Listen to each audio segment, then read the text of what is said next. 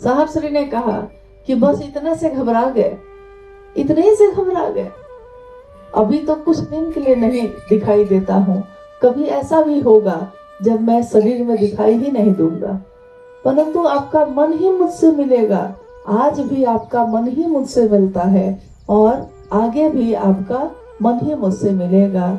और सबसे जरूरी है कि जो मैंने कहा है उस काम को करिए। जब भी हम किसी के अनुरूप चलने लगते हैं तो उसके विचारों पे हमको चलना होता है, उनके संकल्प पे चलना होता है, उनके द्वारा बनाए हुए रास्ते पे चलना होता है।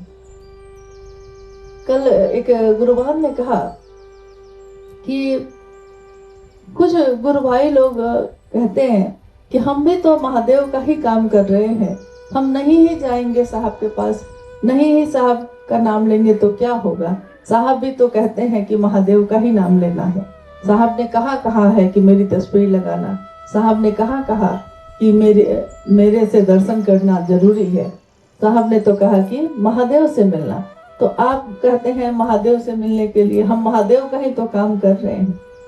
तो उनका कहना था कि आखिर अगर कोई शिव की चर्चा ही कर रहा है तो वो उसका कहना है कि मैं तो साहब की ही बात पे चल रहा हूँ, तो गलती कहाँ है। साहब से मिलना, साहब की बात पे चलना देखने में तो एक जैसा ही लगता है क्योंकि सब शिव की ही बात कर रहे हैं, परंतु अगर पहला सूत्र नहीं कर रहे, तीसरा सूत्र नहीं कर रहे, सिर्फ दूसरा ही सूत्र कर रहे हैं जिसमें सिर्फ शिव की बात ही कर रहे हैं, शिव की चर्चा ही कर रहे हैं,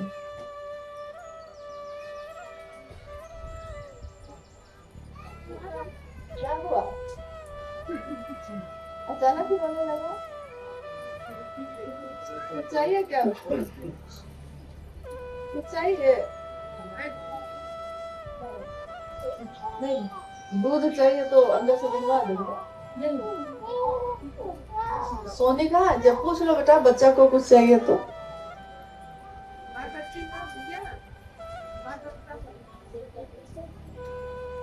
रोने से नहीं पता चला कह रही है हमार बबुआ। हाँ, माँ तो बच्चे के रोने से भी पहचान लेती है कि मेरा ही बच्चा रो रहा है। परवाह क्या होती है। हाँ देखिए, परवाह की बात है। साहब ने यही कहा कि महादेव की परवाह करिएगा। एक बार की घटना है, इसी पे याद आया, एक बार की घटना है। मेरे दोनों बच्चे छोटे थे उस समय, गौरी रत्न। तो हम लोग के घर परिवार में परंपरा है मुंडन कराने की। साहब ने कहा क्या है, महादेव के पास जाओ और बाल कटवा लो, हो गया मुंडन, इतना लंबा चौड़ा क्या करना है। तो साहब के साथ हम लोग की यात्रा बनी देवघर की। दोनों बच्चे छोटे ही थे, रत्नम तो गोदी में थे। यात्रा बनी देवघर की। देवघर में जब मंदिर के पास हम लोग गए, बाल काटने की रस्म हो गई, फिर हम लोग लौटे। तो उस समय हम लोग के एक पुराने गुरु भाई हैं रामविलास जी, लखीसराय में रहते हैं, जानते होंगे आप लोग। तो वो लखीसराय थाना प्रभारी थे।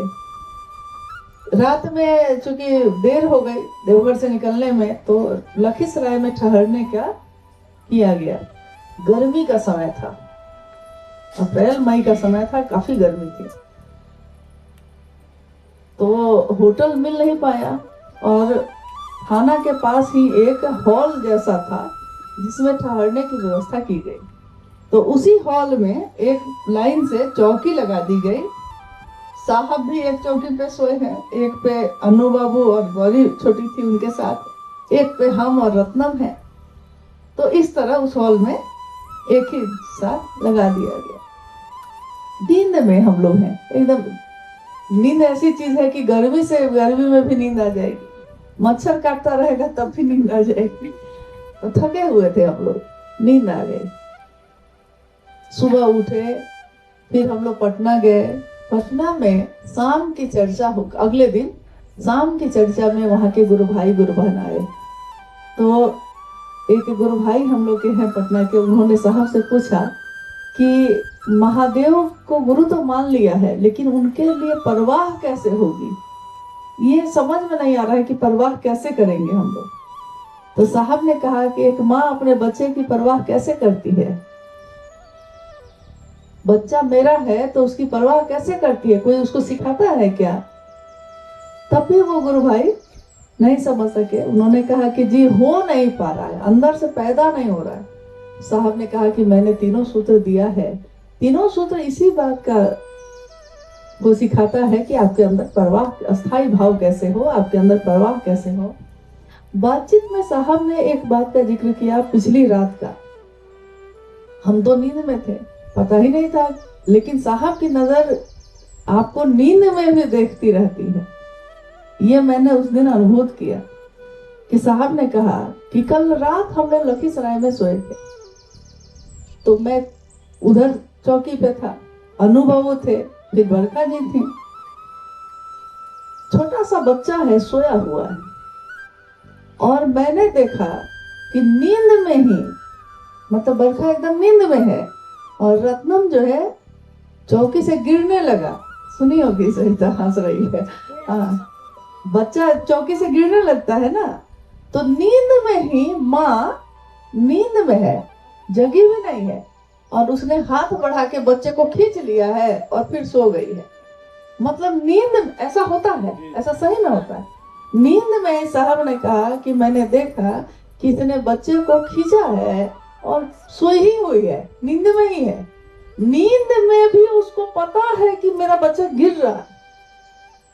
सजगता ये होती है, परवाह ये होता है कि जिसकी नींद में भी उसको ये याद हो कि शिव मेरे गुरु हैं और मेरा कर्तव्य है, मेरा दायित्व है, मुझको परवाह करना है अपने गुरु का, अपने महादेव का, तो नींद में भी आप सजग होइएगा।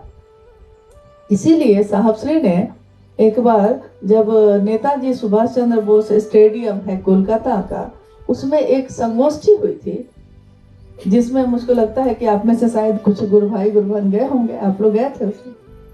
आप नहीं गए थे? अच्छा, उस स्टेडियम वाले में नहीं गए थे, आप लोग गए थे। तो आपको याद होगा कि साहब श्री ने उस समय एक आशीर्वाद दिया था। कहा उन्होंने, हाँ, साहब ने कहा कि जो 3 साल से सजग गुरु भाई गुरु बहन हैं, उनके श्वास पे नमः शिवाय जो है वो स्वतः होने लगेगा। तो सारे लोग खुश हो गए, सब गिनती करने लगा कि हम तो 5 साल के हैं, हम तो 10 साल के हैं हमको तो हो ही जाएगा मतलब 3 साल से तो ऊपर ही है हम लोग। तो साहब ने कहा कि गौर करिए कि मैंने कहा है सजग, मैंने कहा है सजग गुरु भाई गुरु बहन। तो सजग का अर्थ होता है कि जो हमेशा अपने गुरु के लिए संवेदनशील रहे। वो हॉस्पिटल में भी रहे तो उसको चिंता रहे कि मेरे गुरु का काम हो रहा है कि नहीं, सजगता उसकी बनी रहे। वो शरीर बीमार हो सकता है, शरीर बंधन में हो सकता है, आप घर से बाहर नहीं जा पाती हैं, कोई बात नहीं, परंतु क्या आपका मन ये सोचता है कि मेरे गुरु का काम हो रहा है कि नहीं? कभी कभी किसी को शादी ब्याह में जाना पड़ जाता है, सगे संबंधी के यहाँ जाना पड़ जाता है, तो बीच में चर्चा छूट जाती है, तब भी वो रास्ते में भी महादेव की बात करता है।